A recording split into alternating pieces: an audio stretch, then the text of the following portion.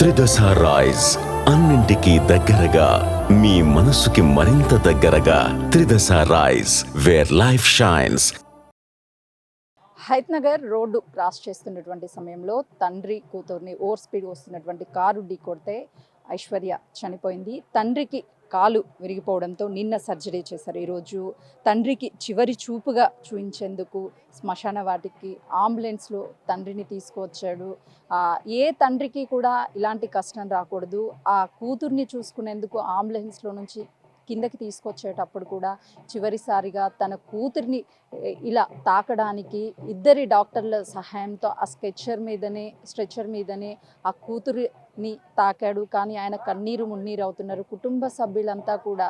ఎందుకనంటే తండ్రి ఎన్నో ఆశలతో కూతుర్ని చిన్నప్పటి నుంచి పెంచుకున్నాడు. 20 ఏళ్ళ పాటు గారాబంగా పెరిగినటువంటి ఐశ్వర్యాని ఈరోజు చివరిగా ఇలా తను చూస్తానని అనుకోలేదు అని కన్నీరు మున్నీరు అవుతున్నాడు. ఒకవైపు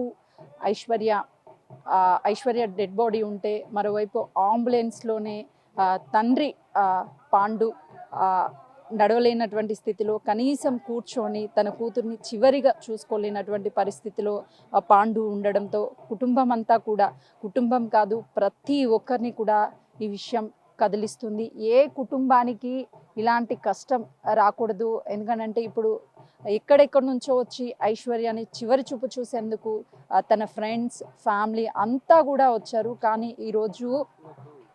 ఈరోజు పాండు అంటే ఐశ్వర్య తండ్రి అలా అంబులెన్స్లో హాస్పిటల్ నుంచి కనీసం ఇంటి దగ్గరికి వచ్చి పాపని కల్లారా చూసుకోవడానికి కూడా పాండు రాలేనటువంటి పరిస్థితిలో ఉన్నాడు. ఇక్కడికి అయినా సరే తీసుకువచ్చి తనని చూపించాలి అని చెప్పేసి అంబులెన్స్లో నుంచి తనని ఆ స్ట్రెచ్చర్ మీద కిందకి తీసి ఐశ్వర్యాన్ని చివరిగా తాకుతున్నప్పుడు ఆ కూతురి స్పర్శ అంటే తండ్రి తన కూతురిని పుట్టగానే మొదట తండ్రి చేతుల్లోకి తీసుకొని ముద్దాడతాడు ప్రతి ఒక్క తండ్రి. కానీ చివరి క్షణాల్లో కూడా ఆ తండ్రి ఆ కూతురి యొక్క స్థితిని ఇలా చూస్తాను అని చెప్పేసి ఏ తండ్రి కూడా అనుకోడు. కానీ ఈరోజు చనిపోయినటువంటి ఐశ్వర్యాన్ని ఆ చేత్తో జస్ట్ అలా చివరిగా తాకి ఇక మళ్ళీ అదే అంబులెన్స్లో తనని పెట్టడం, అంత్యక్రియలన్నీ కూడా అంబులెన్స్లో నుంచే చూడడం నిజంగా బాధాకరము. ఏ కుటుంబానికి కూడా చరిత్రలో ఇలాంటిది ఎక్కడా కూడా జరిగి ఉండదు. కానీ ఈ ఘటన అందరినీ కూడా కదిలిస్తుంది. ఇలాంటి సిచ్యువేషన్ ఏ కుటుంబానికి కూడా రాకూడదని కోరుకుందాం. ఏ తండ్రికి కూడా ఇలాంటి కష్టం రాకూడదు. హయత్ నగర్ రోడ్డు ప్రమాదంలో ఐశ్వర్య చనిపోతే తండ్రి గాయాల పాలయ్యాడు. కాళ్ళకి ఆపరేషన్ తీసుకొచ్చి శ్మశాన వాటికి చివరి చూపు కూతుర్ని చూసుకోవడానికి అంబులెన్స్లో వచ్చాడు. నిజంగా ఆ తండ్రి కష్టము ఏ తండ్రికి కూడా ఏ కుటుంబంలో కూడా రాకూడదు. ఈ అంబులెన్స్లో ఇద్దరి డాక్టర్ సహాయంతో శ్మశాన వాటికి తీసుకొచ్చారు. ఇలాంటి సమయంలో అసలుకి తండ్రిని మాట్లాడించడం అనేది కరెక్ట్ కాదు. బట్ ఆ తండ్రితో ఒక్కసారి మాట్లాడించే ప్రయత్నం చేద్దాము. బిగ్ టీవీతో ఎక్స్క్లూజివ్గా ఐశ్వర్య తండ్రి పాండు ఉన్నాడు. ఎలా ఉంది అండి మీ ఆరోగ్యం? పాప చనిపోయింది అమ్మ. నా ఆరోగ్యం ఎట్లున్నా పర్లేదు, పాప లేదు. ఇక అసలుకి ఇంటికి పెద్ద కూతురుగా తను అన్నీ చూసేది. ఈరోజు మీకు కూతురు లేదు. నాకేం చెప్పడానికి వస్తలేదమ్మా. ఏం జరిగింది అసలు ఆ రోజు? ఏం జరగలేదమ్మా. రాంగ్ రూట్లో వచ్చి కొట్టాడమ్మా. మాది ఒక % కూడా తప్పలేదమ్మా. 1% కూడా తప్పలేదు. ఏ న్యాయం అంటే కూతుర్ని తీసుకురాలేము. ప్రతి బస్ స్టాప్ దగ్గర ఫుట్పాత్ వేయాలమ్మా. లేకపోతే జనాలు ఇట్లనే నష్టం జరుగుతూ ఉంటుంది. బండ్లు స్పీడ్గా వస్తాయి, రోడ్డు దాటే వాళ్ళకి ప్రమాదాలు జరుగుతూనే ఉంటాయి. ఫుట్ ఓవర్ బ్రిడ్జ్ కి ఐశ్వర్య పేరు పెట్టాలని డిమాండ్ చేస్తున్నారు. ఏం చెప్తారు? చేస్తే చాలా మంచిదమ్మా. ఒక్కసారి కాల్ని చూపించే ప్రయత్నం చేస్తారు. ఎందుకంటే ఏ తండ్రి ఇలాంటి సిచ్యువేషన్లో పాపను చూడడానికి రాడ్లు ఇవన్నీ కూడా అసలుకి మీ కుటుంబానికి ఇప్పుడు మీరు ధైర్యంగా ఉండాలి. ఏం చెప్తారు? ఏం ధైర్యం చెప్పలేకపోతున్నామ్మా. నాకు పాప నా కళ్ళ ముందే పోయింది. ఇంకేం చెప్పాను? ఈ పరిస్థితుల్లో అయితే నేను ధైర్యం చెప్పలేకపోతున్నా. ఎప్పుడు తెలిసింది పాప చనిపోయిందని? నేను ఎంబడే ఉన్నానమ్మా.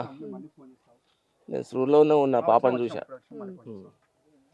ప్రతి బస్ స్టాప్ కాడ ఫుట్పాత్ కావాలమ్మా. పైనుంచి మనుషులు దాడటానికి ఉండాలి. లేకపోతే ఇట్లనే విచ్చలవిడిగా ప్రాణాలు పోతాయమ్మా.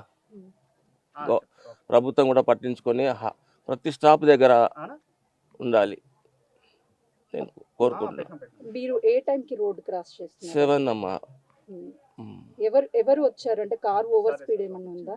కారు స్టడీకి వెళ్తున్నాడు, రాంగ్ రూట్లో వచ్చాడు. ఓకే. ఏం చెప్తారు బిగ్ టీవీ నుంచి? ఏం చెప్పాలమ్మా, ప్రతి బస్ స్టాప్ దగ్గర ఫ్లైఓవర్ ఉండాలమ్మా. అది నేను కోరుకునేది ప్రభుత్వాన్ని. 7 o'clock పొద్దున్నే. ఉదయాన్నే. పాప ఏం చెప్పేది? తన ఆశయాలు ఏంటి? డాక్టర్ అవ్వాలనుకుంది అమ్మా. బాగా కష్టపడి చదివింది, అవుతుంది అనుకున్నా నా పాప కూడా.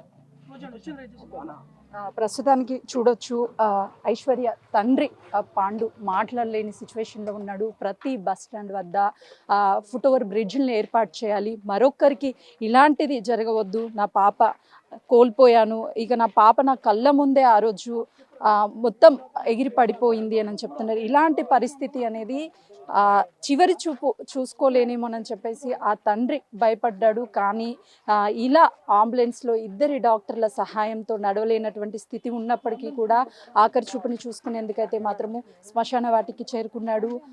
ఐశ్వర్య అంతిమ యాత్రలో నేను పాల్గొనలేకపోయినప్పటికీ, నా కూతురు దగ్గర నేను చూసుకోలేనప్పటికీ, ఇలాంటి సిచ్యువేషన్లో అయినా సరే చూసుకుంటానని ఏ రోజు ఊహించలేదు అని చెప్పేసి తండ్రి తన బాధని వ్యక్తం చేస్తూ, నా పాపలాగా ఇంకొకరికి అవ్వొద్దు, ప్రభుత్వం వెంటనే ఆ ఫుట్ ఓవర్ బ్రిడ్జ్ని ఏర్పాటు చేయాలని కూడా తండ్రి కోరుతున్నాడు.